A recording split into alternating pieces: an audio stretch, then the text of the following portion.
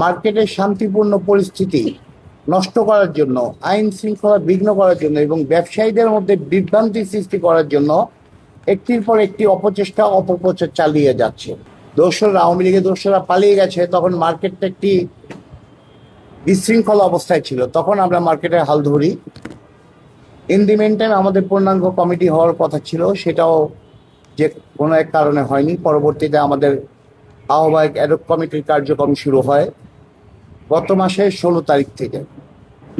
যার সভাপতি অর্থাৎ আহ্বায়ক আমি, খন্দকার আক্তার হামিদ পবন, এবং সদস্য সচিব আমাদের শাহ আলম ব্যাপারী। বর্তমানে তিনি হজ করতে গেছেন, কিছুদিনের মধ্যেই ফিরবে ইনশাল্লাহ। তো বিষয়টি হচ্ছে, একটি কুচক্রী মহল মার্কেটের শান্তিপূর্ণ পরিস্থিতি নষ্ট করার জন্য, আইন শৃঙ্খলা বিঘ্ন করার জন্য এবং ব্যবসায়ীদের মধ্যে বিভ্রান্তি সৃষ্টি করার জন্য একটির পর একটি অপপ্রচার চালিয়ে যাচ্ছে। গতকালকে তারা হাইকোর্টের একটি আদেশকেও অমান্য করে সেই আদেশকে ভুলভাবে, বিকৃতভাবে ব্যাখ্যা দিয়ে প্রতিটি দোকান মালিক সমিতির অনুমতি ছাড়া এই চিঠিটি প্রদান করে।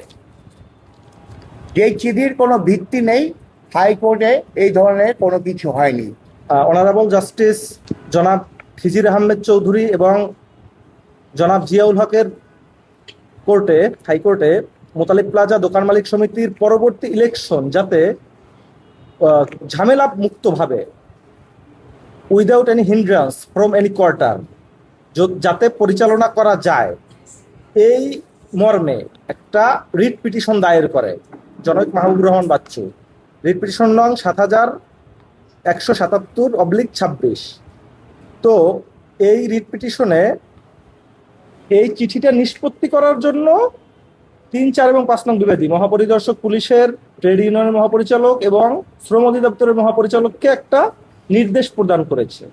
এখানে এই তার পক্ষে বা বিপক্ষে কোনো ধরনের আদেশ এই হাইকোর্ট বিভাগ এখানে দেয় না। আপনারা আদেশটা দেখবেন, আদেশের কপি আপনাদেরকে দিয়ে দেওয়া হয়েছে।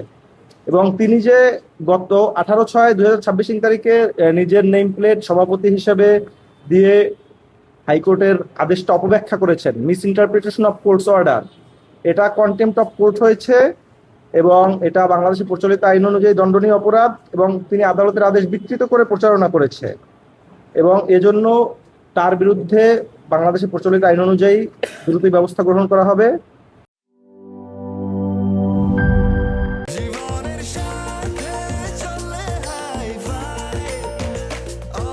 স্বাস্থ্যকর অল টাইম, সব সময় অল টাইম হেলদি লাইফ।